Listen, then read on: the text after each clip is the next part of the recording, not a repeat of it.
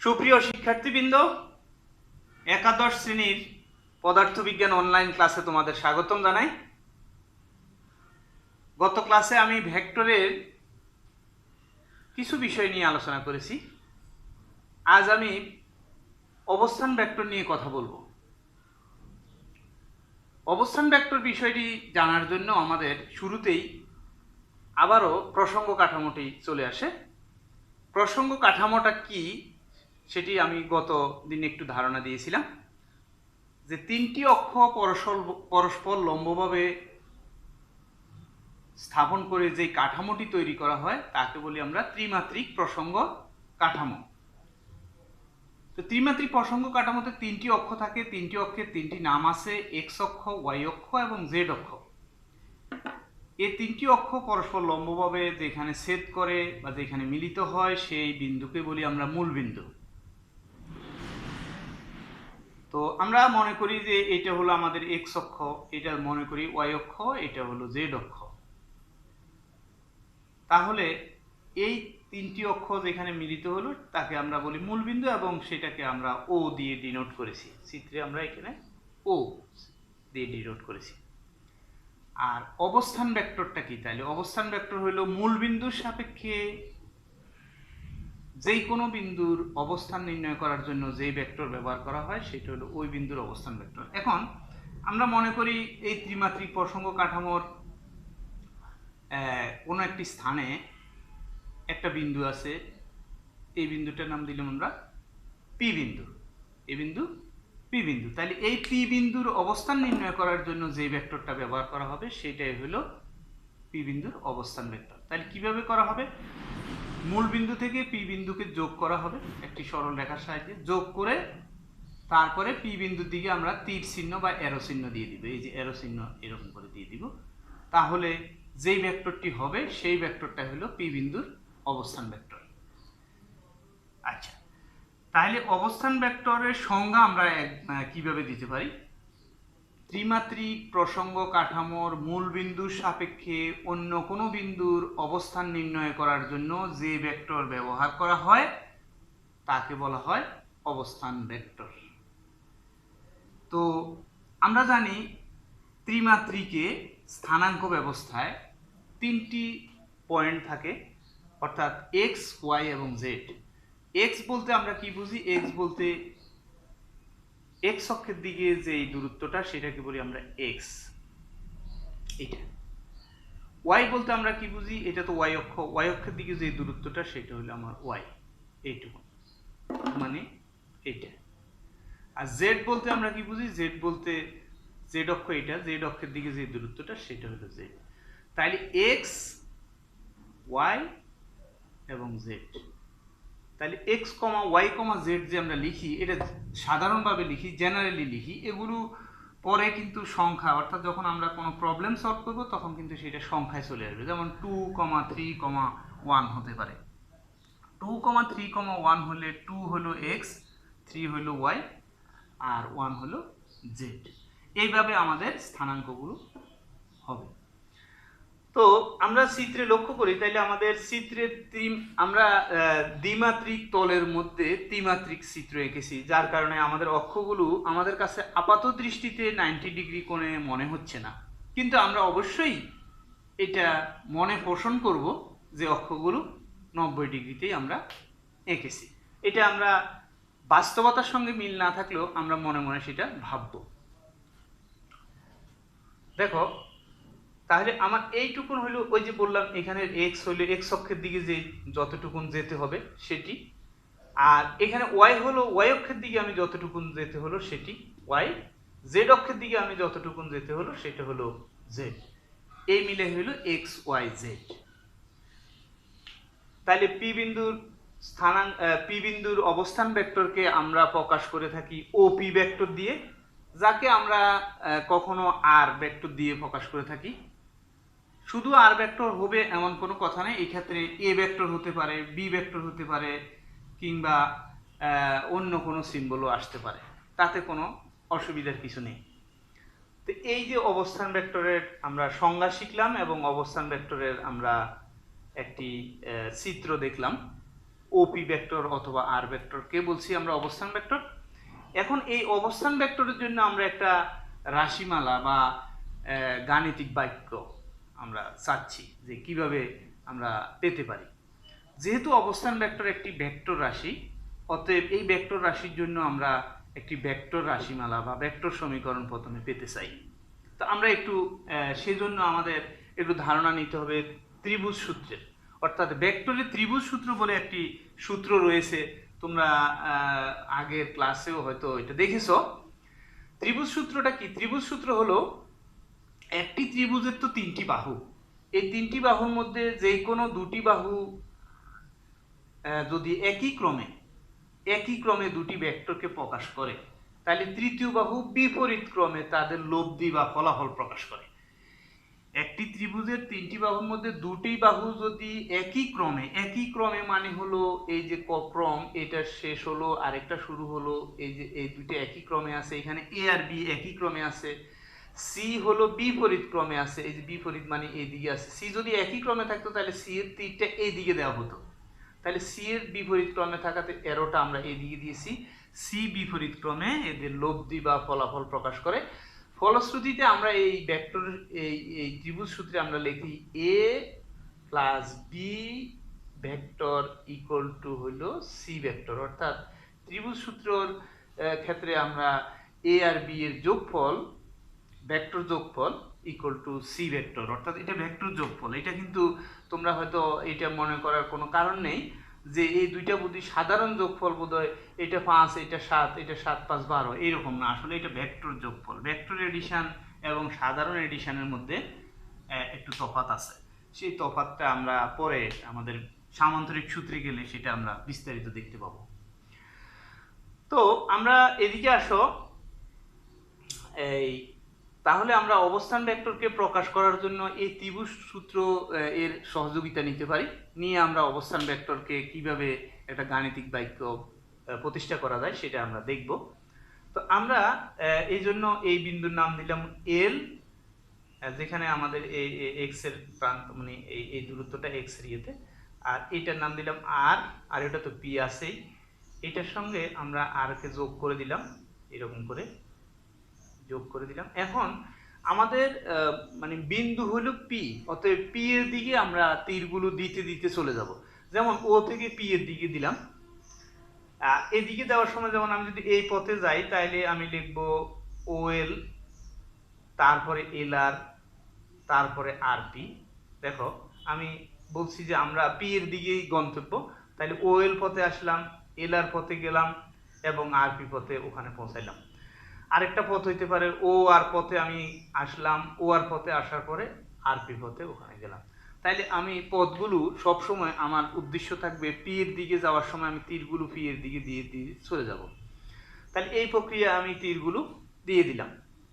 এবার আমি ত্রিভুজ সূত্র অ্যাপ্লাই করব। ত্রিভুজ লেখো ও এল আর, এটাতে দেখো আমরা যদি দেখি তারা দেখি যে ওএল তোমার ওএল ভেক্টর প্লাস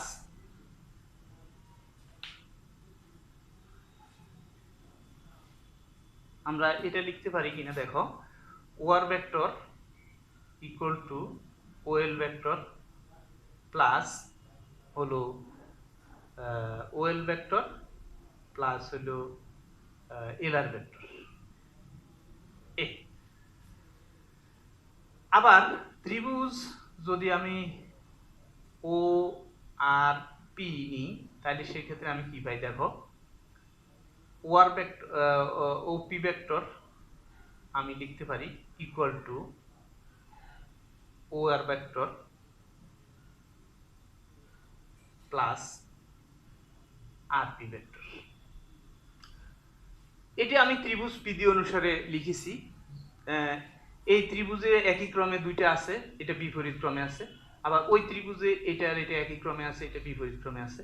বিপরীত ক্রমেটা যেটা সেটা হলো অন্য দুটির সমষ্টি সমান, যেটা আমরা এখানে ত্রিভুজ বিধিতে দেখেছি সেটাই আমরা এখানে ব্যবহার করেছি। দেখো তাহলে ও আর সমান ও এল প্লাস এল আর লিখে ফেলি, তাহলে আমি লিখতে পারি ও এল ভেক্টর প্লাস এলআর ভেক্টর, আর এখানে তো আরপি ভেক্টর আছেই, আরপি ভেক্টর।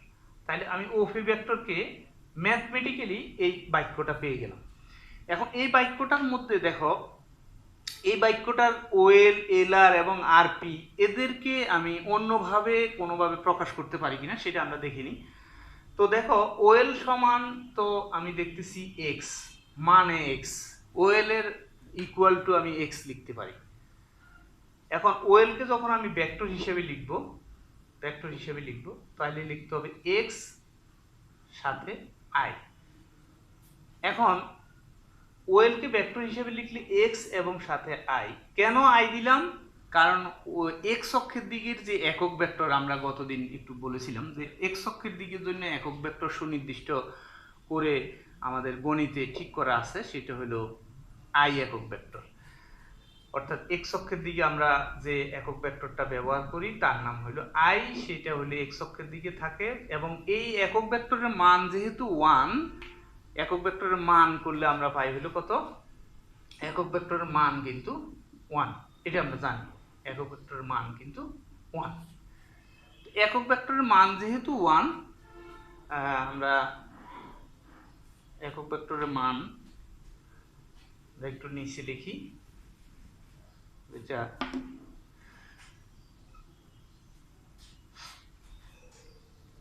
একক ভেক্টরের মান, যে কোনো একক ভেক্টরের মান তোমার মনে রাখতে হবে, যে কোনো একক ভেক্টরের মান, সেটা আই হোক, জে হোক, অথবা কে হোক, অথবা এ হোক, যে কোনো একক ভেক্টরের মান 1। তার মানে একক ভেক্টরের মান যেহেতু 1, এই একক ভেক্টর একটা দিয়ে এখানে আমরা এক্স এর সঙ্গে লিখার ফলে, গুণ আকারে লিখার ফলে একক ভেক্টর আমাদের মানের কোনো পরিবর্তন ঘটায়নি, বরং একটা দিক দিয়েছে, সেই দিক হলো এক্স অক্ষের দিকে, এক্স অক্ষের ধনাত্মক দিকে। তার মানে আমার ওএলটা কিন্তু এক্স অক্ষের ধনাত্মক দিকে, আর আমি সেটাকে ভেক্টর রূপে যা লিখতে চেয়েছি আই দ্বারা, সেটাই আমাদের বাস্তবায়ন করা হলো।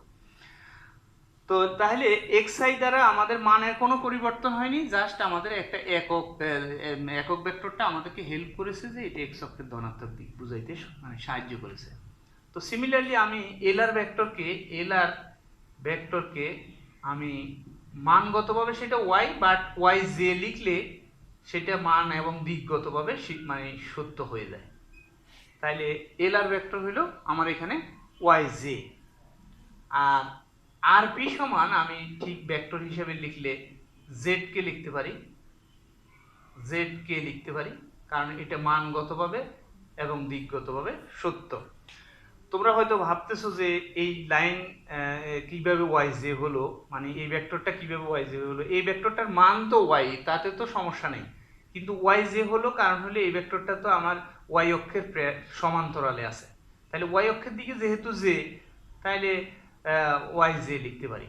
আবার এই অক্ষর, এই লাইনটা তো আমার জেড অক্ষের সমান্তরালে আছে, যে এবং এটা জেড অক্ষের দিকে আছে, অতএব জেড অক্ষের ধনাত্মক দিকে তো জেড মান আছেই, আবার জেড অক্ষের ধনাত্মক দিকে তো আমার কে একক ভেক্টর আছে, আমরা সেটা জানি। অতএব আমি জেড কে হিসেবে এটাকে লিখতে পারি। ঠিক আছে, তাহলে এইরকম করে আমরা এগুলো প্রকাশ করতে পারি। তো এই প্রকাশটাকেই জাস্ট আমরা এখানে যদি লিখে ফেলি, ওপি ভেক্টর সমান একটু আগে আমরা দেখালাম আর, তাহলে আর ভেক্টর ইকুয়াল টু তুমি লিখতে পারো যে X I plus Y J plus Z কে। তাহলে দেখো এই যে অবস্থান ভেক্টর প্রকাশ করার জন্য যে আমরা একটা জিনিস চেয়েছিলাম, আমরা সেটা কিন্তু পেয়ে গেলাম। তাই এইটাই হলো অবস্থান ভেক্টর প্রকাশ করার জন্য যে গাণিতিক বাক্যটা আমরা খুঁজতেছিলাম, সেটাই। তো এই অবস্থান ভেক্টর প্রকাশ যখন আমি করা শিখে ফেললাম, দেখো যেই কোনো স্থানাঙ্কের জন্য তুমি এই অবস্থান ভেক্টরটা এখন লিখে ফেলতে পারবা। সাপোজ তুমি অবস্থান ভেক্টরটার নাম দিতে চাও এ, তাতে দোষের কিছু নেই। তাহলে তুমি এ অথবা আর যে কোনো চিহ্ন ব্যবহার করো, তাতে সমস্যার কিছু নেই। ধরো একটা বিন্দু আছে 2, -1, -5। তাহলে এই বিন্দুটার যদি এই বিন্দুটা যদি তাই হয়, যে কোনো একটা জায়গার বিন্দু যদি এইরকম একটা স্থানাঙ্ক হয়, ধরো এইরকম একটা স্থানাঙ্ক 2, -1 and হইল -5, এরকম একটা স্থানাঙ্কে যদি কোনো বিন্দু হয়, যদিও সেটা কত কোন ঘরে পড়বে এখনো সেটা আমরা স্পেসিফিক দেখি না, এটা এটা তো আমাদের দুইটা মাইনাস, মানে একটা দুইটা মাইনাস একটা প্লাস, সেটা আমাদের 8টা ঘরের মধ্যে যে কোনো একটা ঘরে পড়বে। তো সেটার জন্য আমরা লিখব 2i minus J minus 5k।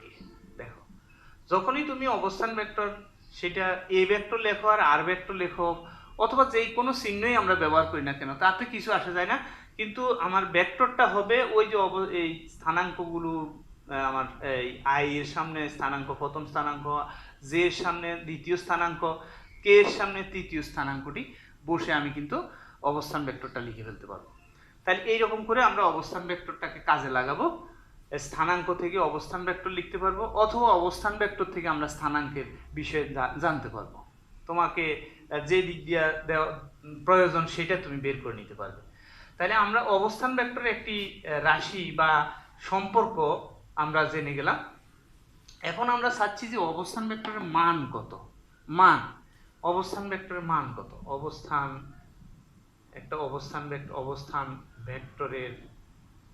ভেক্টরের মান নির্ণয় করব।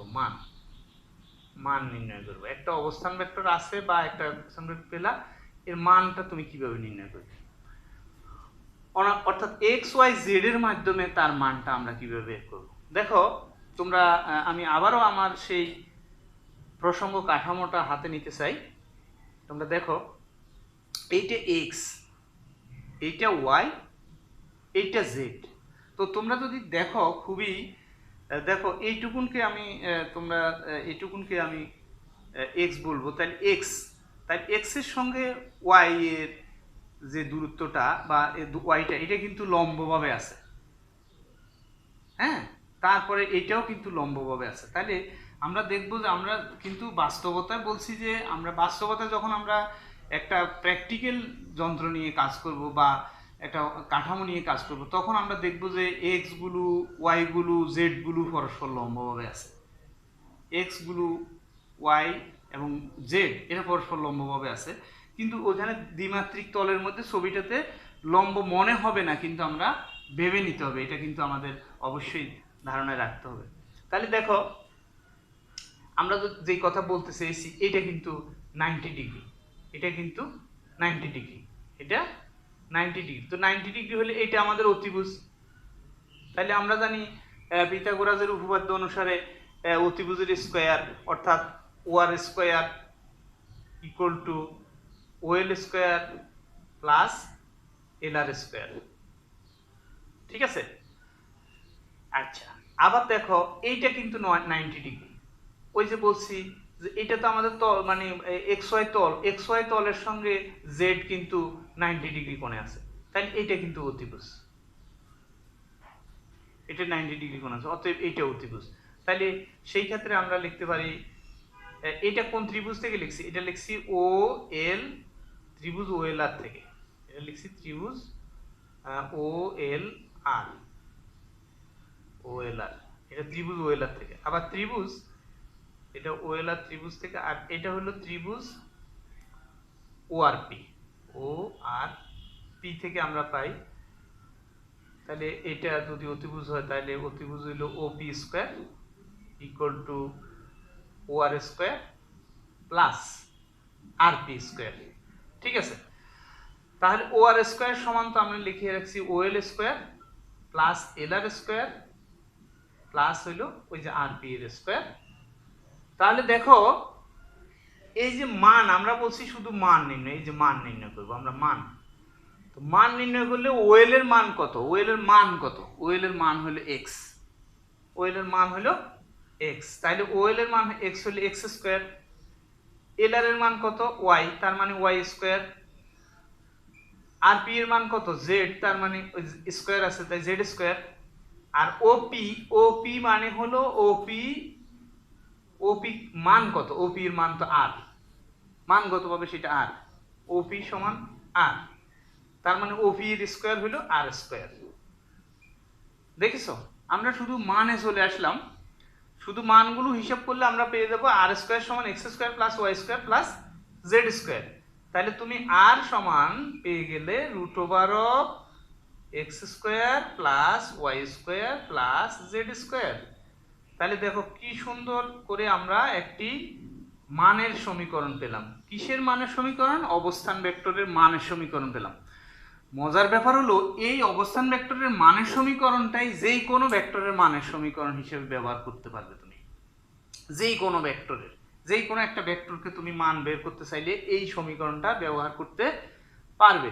তাহলে আমরা একটা উদাহরণ নেই। দেখো আমরা একটা উদাহরণ হিসেবে আমরা দেখি,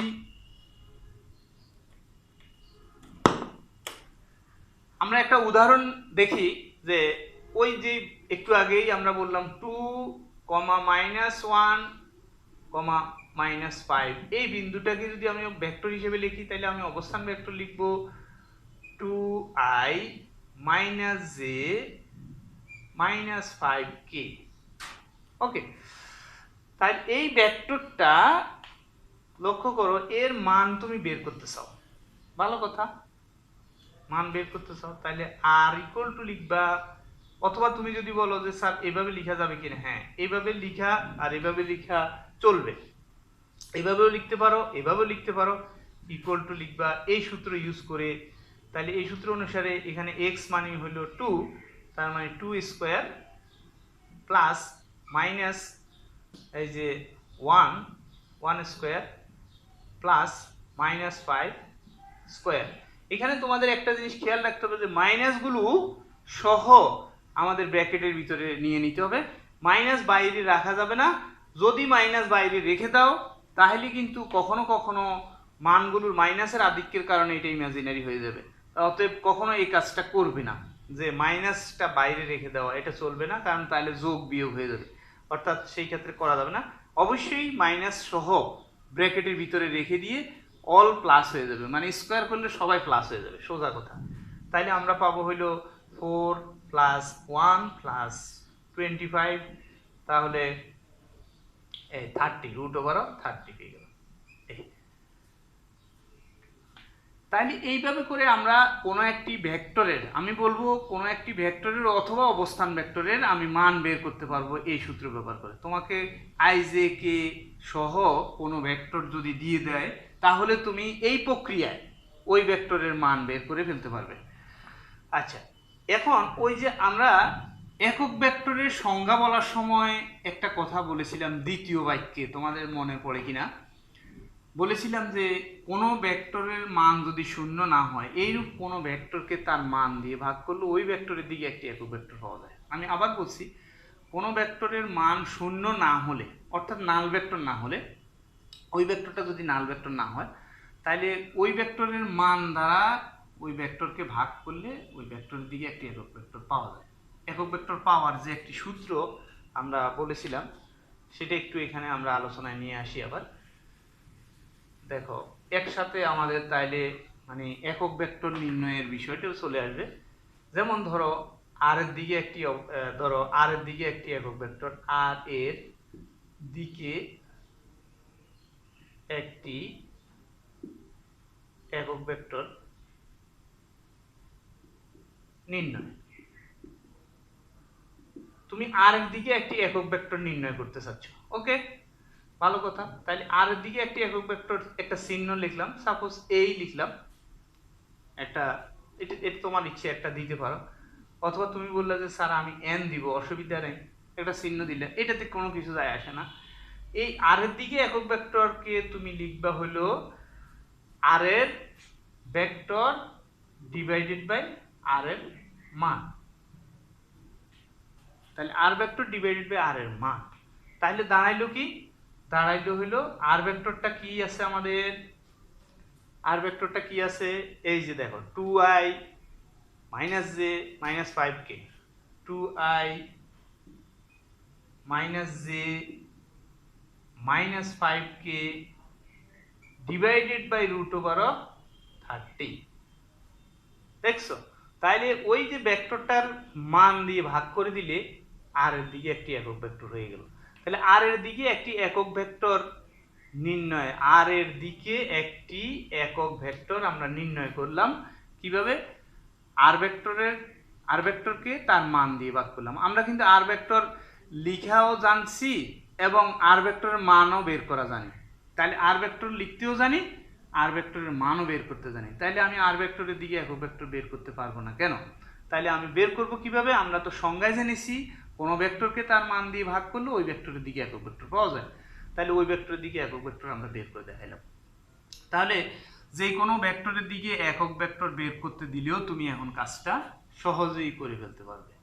অথবা এই কথা না বলে অনেক সময় এইভাবে বলবে যে এই ভেক্টরের সমান্তরালে একটি একক ভেক্টর বের করো, তাও একই কাজ করবে।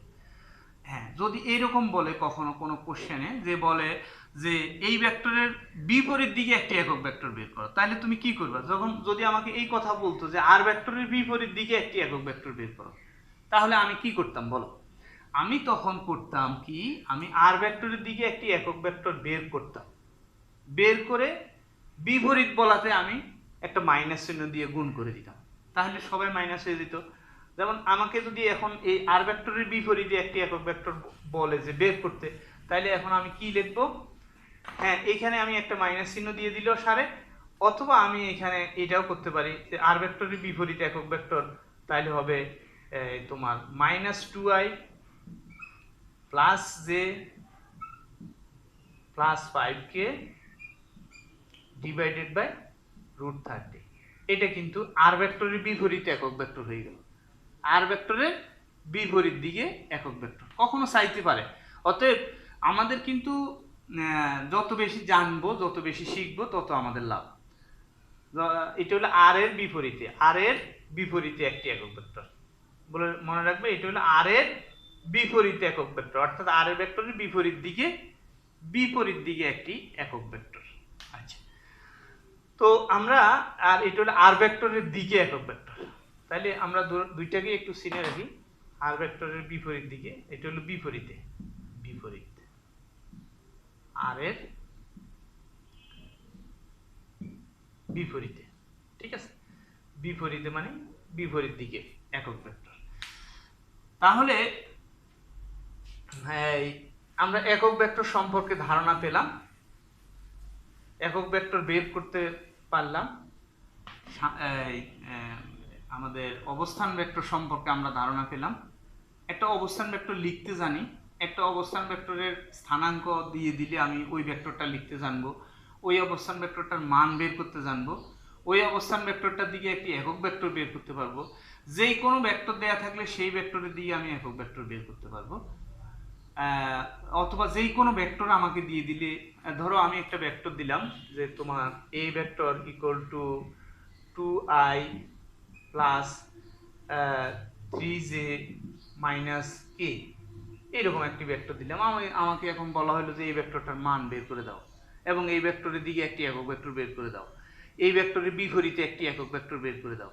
এই কাজগুলো এখন আমরা ওই প্রক্রিয়া, যে প্রক্রিয়া এতক্ষণ আমরা দেখাইলাম, সেই প্রক্রিয়া কিন্তু আমরা এটা অনায়াসে করতে পারবো।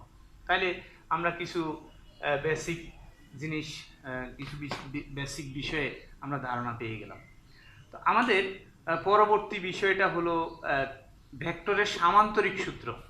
ভেক্টরের সামান্তরিক সূত্র, ভেক্টরের সামান্তরিক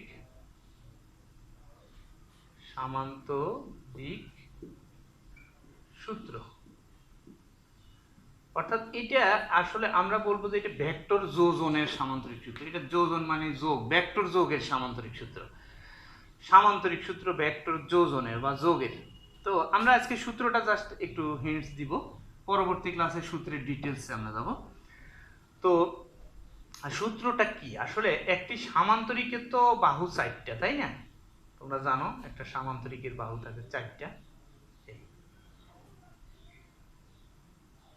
দুইটি সন্নিহিত বাহু যদি একই ক্রমে দুইটি ভেক্টরকে মানে ও দিকে প্রকাশ করে, একটি সামান্তরিকের যে 4টি বাহু, এই 4টি বাহুর মধ্যে দুটি সন্নিহিত বাহু যদি কোনো বিন্দুতে ক্রিয়ারত, মনে করো এই বিন্দুর নাম হলো ও বিন্দু, ও বিন্দুতে ক্রিয়ারত দুটি ভেক্টরকে মানে ও দিকে প্রকাশ করে। আমি বলি যে দুটি সামান্তরিকের যে কোনো দুটি সন্নিহিত বাহু কোনো বিন্দুতে ক্রিয়ারত দুটি ভেক্টরকে যদি মানে ও দিকে প্রকাশ করে, হ্যাঁ, তাহলে সামান্তরিকের ওই বিন্দুগামী কর্ণটি বিন্দুগামী কর্ণটি এই ভেক্টর দুটি যে ভেক্টর দুটির ক্রিয়া করতেছে এই ভেক্টর দুটির ফলাফল বা লব্ধি প্রকাশ করবে। ফলাফল বা লব্ধি প্রকাশ করবে। আমি আবার বলি, এখানে একটু তোমাদের আর একটু ধারণা রাখা দরকার। এই ভেক্টর দুটি একই জাতীয় হতে হবে। ভেক্টর দুটি কি হইতে হবে? একই জাতীয় হইতে হবে। একই জাতীয় মানে কি? একই জাতীয় মানে হলো দুইটা ভেক্টর যদি, একটা ভেক্টর যদি বল হয় আরেকটি ভেক্টরকে বল ভেক্টর হইতে হবে।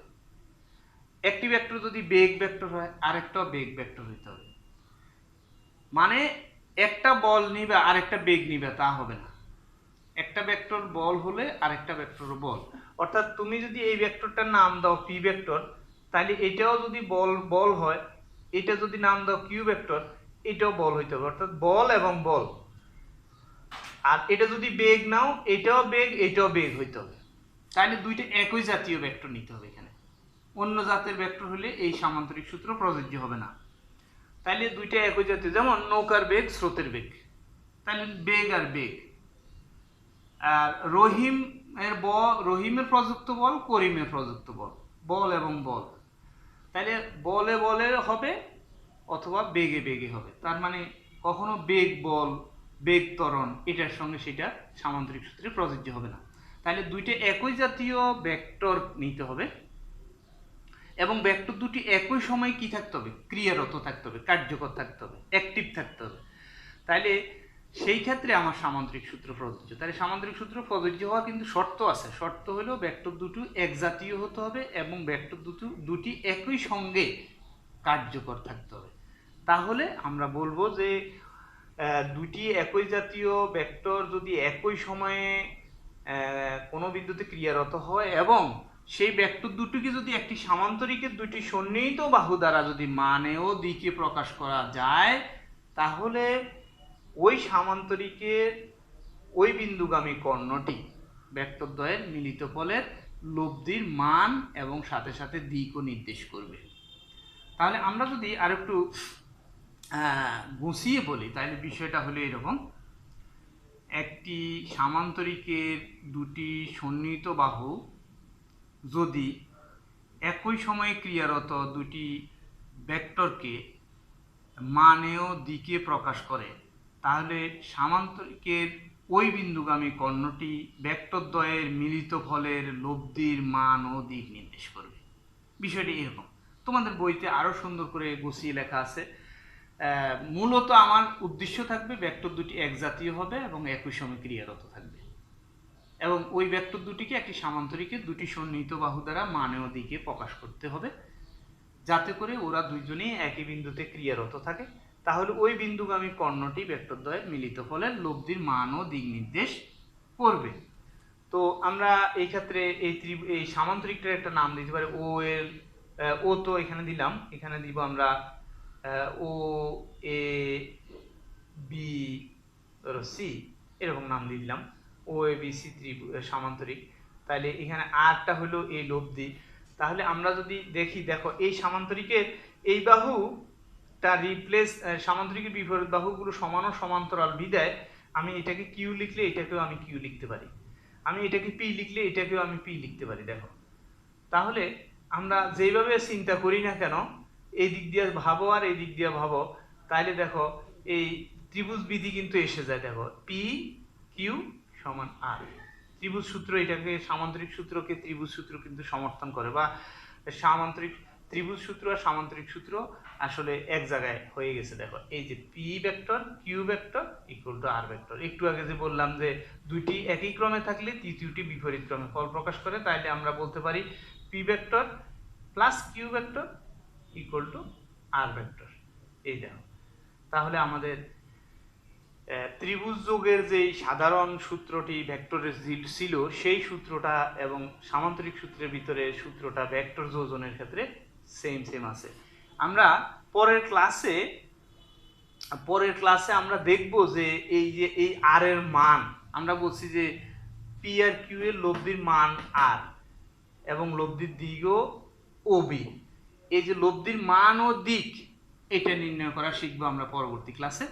তোমরা যেগুলো আমরা পড়িয়েছি এর মধ্যে এগুলো একটু চর্চা করো এবং এটা নিয়ে একটু তোমরা দেখে রাখো বইতে খুলে একটু বোঝার চেষ্টা করো। ইনশাল্লাহ পরের ক্লাসে আমি এইটাকে কিভাবে এই লব্ধির মান ও দিক নির্ণয় করা যায় সেই মান ও দিক নিয়ে আমাদের আসলে অনেক প্রবলেম সলভ করতে হবে।